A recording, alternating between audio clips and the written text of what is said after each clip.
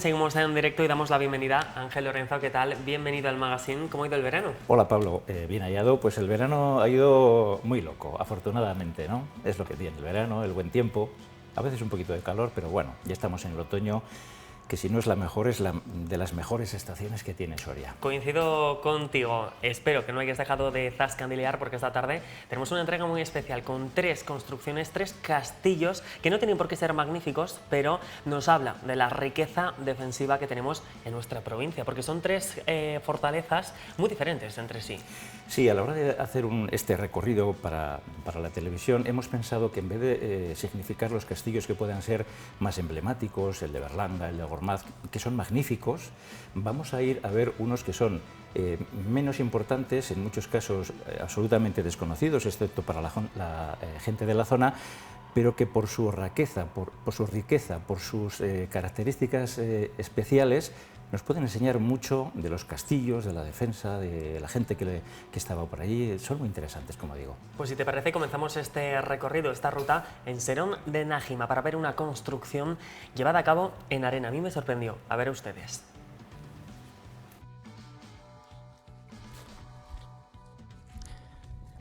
Puede parecer que estamos en la zona del Atlas, en Marruecos, con un típico castillo de los que abundan en esa zona.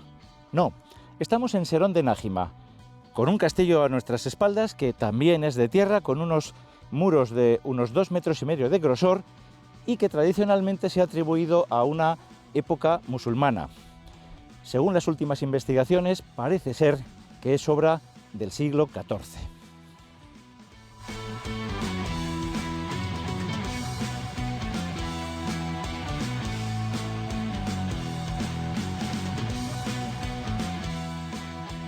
En esta parte del muro podemos apreciar los restos de los maderos que iban insertos para sujetar las tablas del encofrado. Estas tablas se hacían de molde y en el interior se iban vertiendo tongadas de tierra. Aquí las vemos el grosor de las tongadas de tierra perfectamente diferenciadas, que ligeramente humedecidas se iban apisonando con unos pisones. En el exterior, toda la fábrica tenía una capa de cal muy finita que protegía de los agentes externos a la tierra, que era mucho más floja, del interior. Vemos ese ángulo que todavía lo conserva. Esa capa de cal tenía unas incisiones para, a su vez, fijar otra capa de cal que generalmente iba pintada aparejando unos sillares, es decir, eran unos sillares de mentirijillas.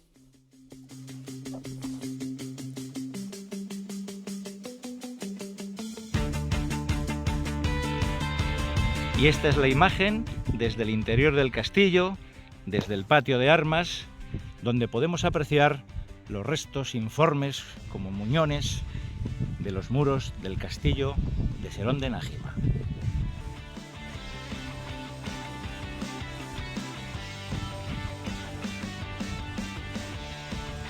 Pues hemos visto esas imágenes, esos vídeos de una construcción de tierra con unos muros de hasta 2 metros de grosor, desde luego que impacta, sobre todo la técnica de construcción. Decías, podía estar en la cordillera del Atlas porque puede ser atribuido a los musulmanes, pero no es así. Claro, en un principio se pensaba que esta obra era musulmana por la semejanza que acabamos de ver en el vídeo que tiene con las construcciones del Atlas y con algunas obras que son musulmanas incluso en España, ¿no? Tenemos alguna muralla dentro de los castillos sorianos que también tienen restos de tapia de tierra, pero son muy escasas. Un castillo como este, totalmente hecho en tierra, es absolutamente excepcional en estas latitudes, ¿no? Y entonces la singularidad es que se hace en el siglo XIV, una vez que esto, en vez de pertenecer al rey, a ver si lo explico sin liarme mucho, en vez de pertenecer al rey, se lo dan en señorío a una persona, a un noble, entonces este hace el castillo. Estamos hablando de la última mitad del siglo XIV. Lo que queda es esto. En aquel entonces, cuando se hace el castillo, se hace con los materiales que se tiene más a mano. Por lo que fuera, no tenían muchas piedras. Cuando se hace un castillo de piedra o cualquier edificación de piedra y la quieres hacer resistente, necesitas cal, con lo cual se incrementa el coste y el trabajo enormemente. La tierra es cogerla de un sitio, apisonarla y hacer las figuras que te permita ese material. Bueno, precisamente lo estamos viendo, esas formas de los muros y el excelente, podríamos decir, estado de conservación dentro de lo que cabe, porque estamos hablando, como dices, de una construcción del siglo XIV que todavía persiste, teniendo en cuenta que se está llevando a cabo con tierra. Sí, efectivamente. Es más, incluso según cuentan las fuentes, parece ser que el mayor destrozo lo hicieron los franceses en la Guerra de la Independencia cuando pasaron por aquí. Tenían esa costumbre de asolar lo que podían. Entonces, el deterioro se incrementó mucho. También hay que tener en cuenta que el material de tierra es muy deleznable. Con las lluvias, las aguas, los hielos, se va erosionando poco a poco y se van, por decirlo así, desgastando esos muros, ¿no? De hecho, cada año se van perdiendo centímetros de lo que es la construcción. Sí, efectivamente, se pierden centímetros por las causas naturales e incluso en alguna ocasión, puesto que este castillo tenía una especie de zócalo de piedra para evitar que la humedad subiera, que sube de todas maneras, y esa protección pues se le quitó en un momento que alguien dijo, pues oye, estas piedras me vienen aquí muy bien, no tengo que ir a buscarlas a una cantera, ¿no? Y se les quitó todas. Hace unos años también se cayó una de las torres, es decir, el deterioro es continuo. Además del destrozo de los franceses, eso provocó que no demos con la altura máxima de la planta, por ejemplo, pero aunque sí, tenemos unas aproximaciones.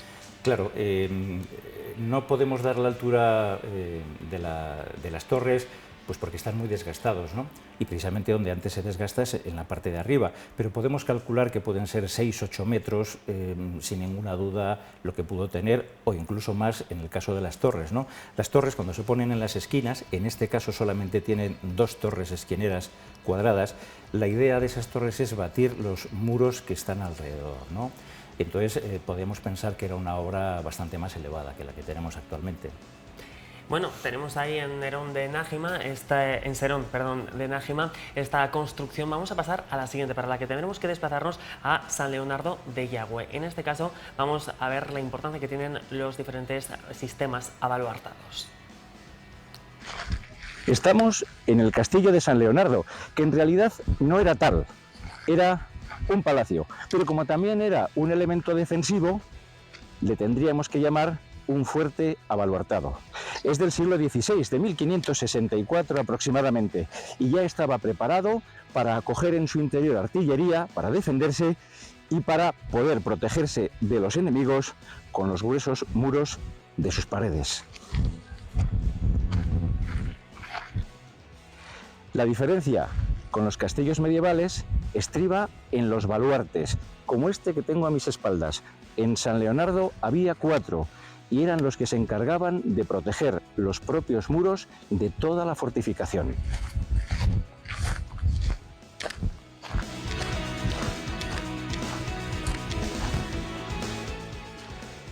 El interior de la fortaleza compaginaba la función residencial con la militar, aunque los enormes ventanales que observamos ponían en entredicho la resistencia de sus muros.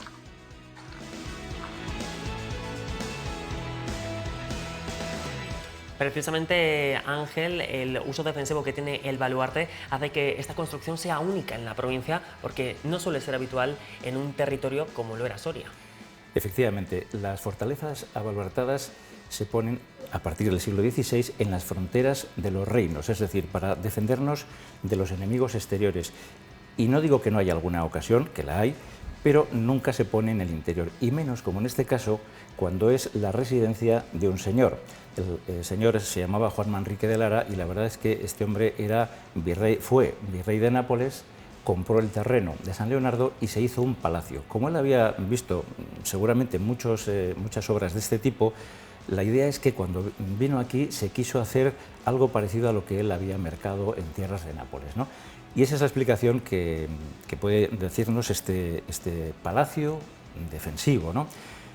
Con esta obra tenemos la oportunidad los sorianos de ver cómo era una fortificación abaluartada, a diferencia de las fortificaciones medievales. Es bastante prolijo y complicado explicarlo, pero a ver si soy capaz de hacerlo sencillamente. Un castillo medieval se circunscribe al cerro, generalmente en altura, en el que está hecho, y se adapta al terreno, ¿no? Y es posible que haya algunos ángulos muertos en los que un enemigo, si quiere llegar hasta la base de las murallas, lo haga y pueda empezar a picar. En la Edad Media, que no existía la pólvora, pues el que picara a una persona un muro muy grueso no tenía ningún sentido, pero a partir del 16, que ya hay pólvora, si yo hago un agujerito relativamente pequeño y meto ahí un petardo de pólvora, es posible que me cargue el muro.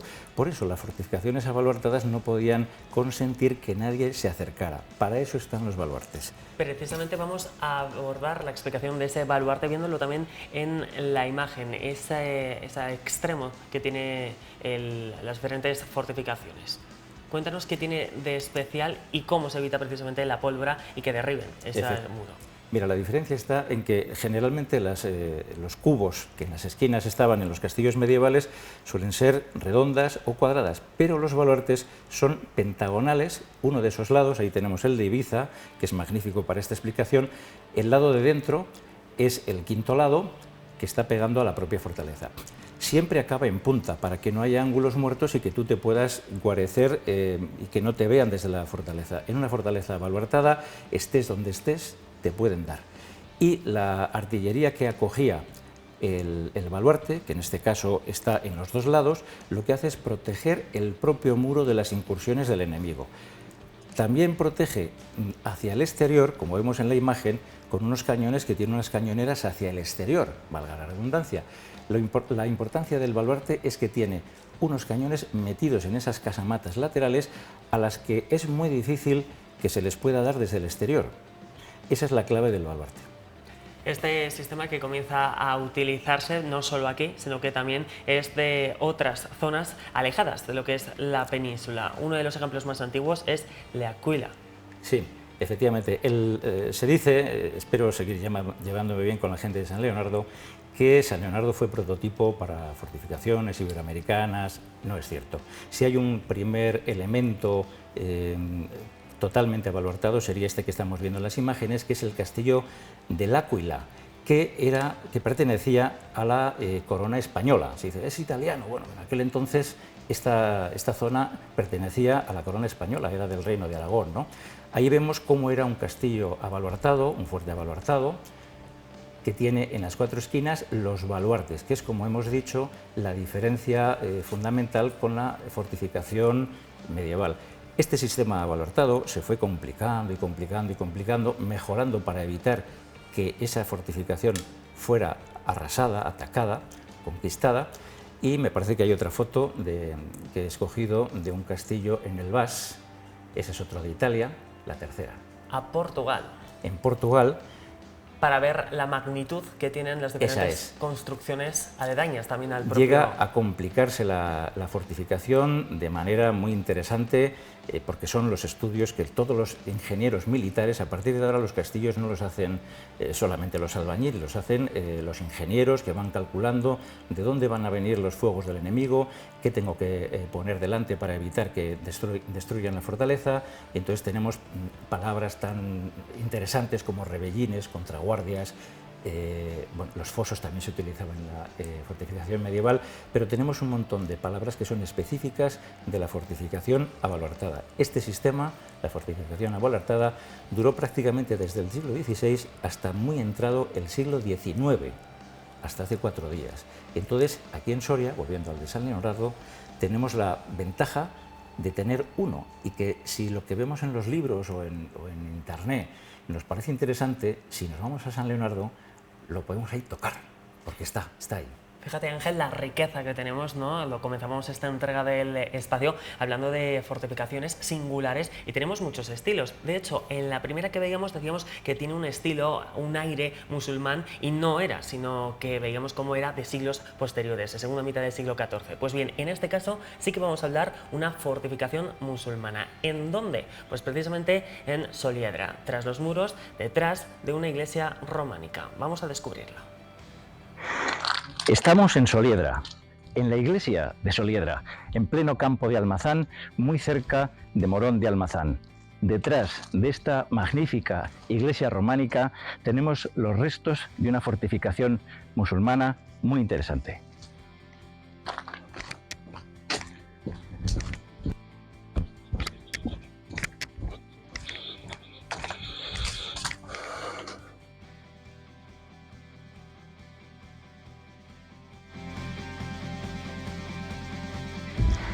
El castillo se ubica controlando el camino que de Morón de Almazán lleva al campo de Gómara. Y decimos que es de origen musulmán porque presenta una base de sillares atizonados, una forma de construir característica del siglo X dentro del califato cordobés.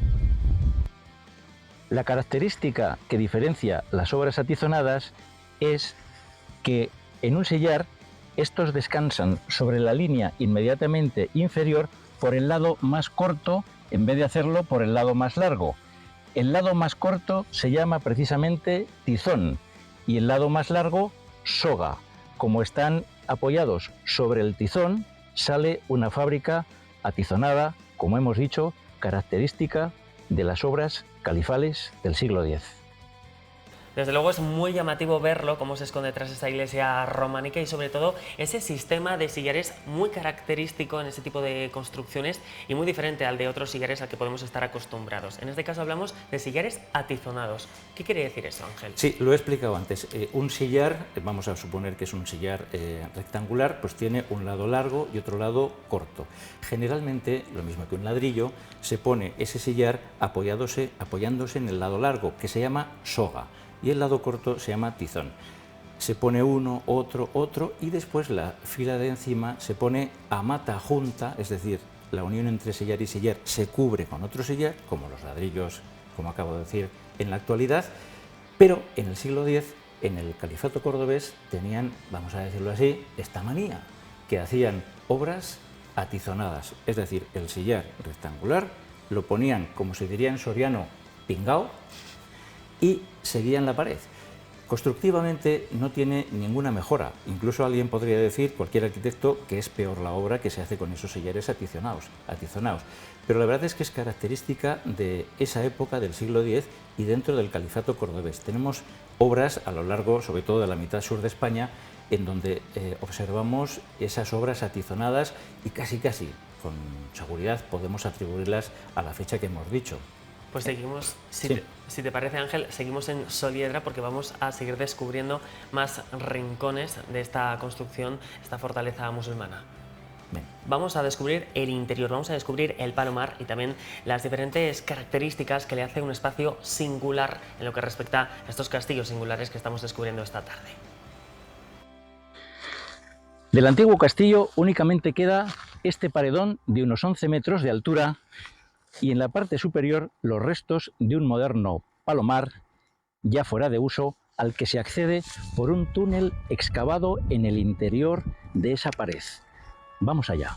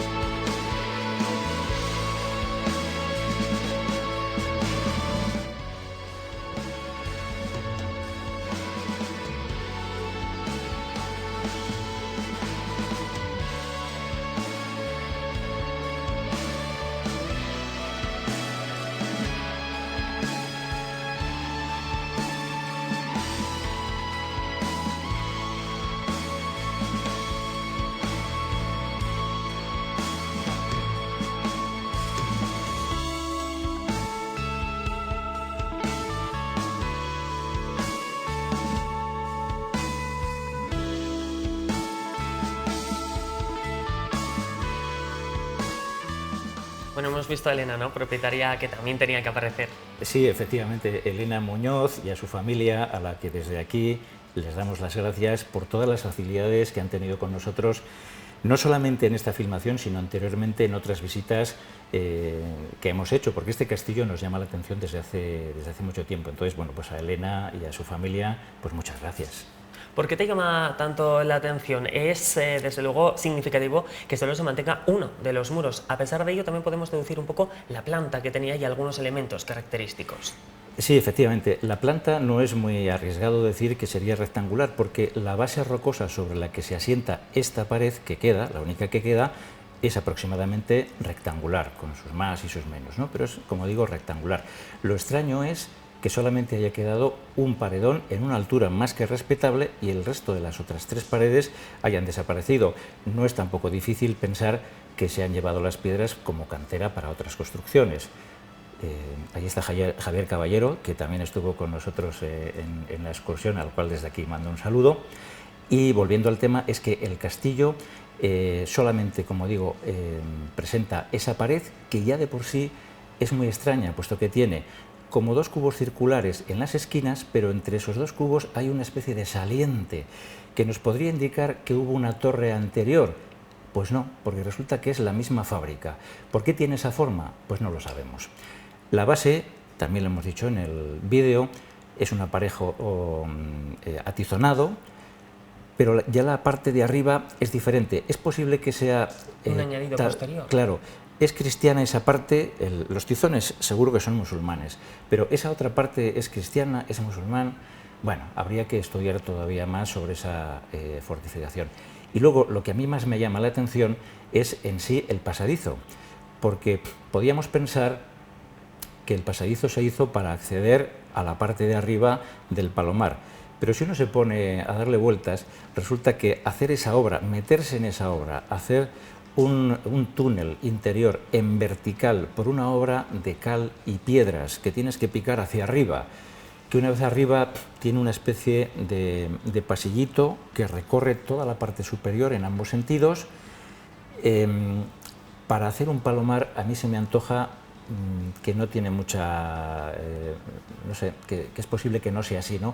Porque un palomar es mucho más fácil de hacer en cualquier otro sitio, estos que estamos acostumbrados en la orografía soriana, que son circulares o cuadrados, son más bien pequeñitos y son más de andar por casa. Pero hacer un palomar aquí es posible, como digo, que este túnel estuviera hecho, con qué objeto eso ya no lo sé, y que se aprovechó, ahí vemos la imagen, para hacer en la parte superior un palomar. Pero eso es en época muy moderna. Insisto en que el ubicar la utilidad de ese túnel es lo que a mí me llama la atención. Una incógnita que también se suma a la de la localización de esta fortificación musulmana, ya que es un lugar aparentemente extraño para una construcción así. Sí, porque este castillo de Solidra está entre Morón de Almazán, el propio Almazán y el campo de Gómara, pero estaría en línea recta como para ir al campo de Gómara, a la localidad de Gómara, desviándonos de Almazán. No sé si por ahí hubo en alguna ocasión algún camino importante musulmán, no lo sé, lo desconozco, pero insisto en que la ubicación, porque prácticamente está metido en un valle, es un poquito sorprendente, ¿no? Queda por investigar, pero desde luego queda, ahí está, en esas cercanías a Morón de Almazán y Gómara, para poder visitarlo, al igual que los anteriores que hemos visto. No somos conscientes muchas veces de la gran riqueza patrimonial que tenemos e histórica, y hoy le hemos ido un poquito más, gracias a ti, Ángel Lorenzo, con esta nueva entrega, ya la 9ª de Historia desde las entrañas. Muchísimas gracias. Pues gracias a ti, Pablo, por aguantar todos estos rollazos que os suelto de vez en cuando. Al contrario, porque así aprendemos y sobre todo que queda reflejado. Estoy deseando saber con qué nos vas a descubrir en la próxima entrega. A seguir zascandileando. Eso ya es sorpresa, ya veremos.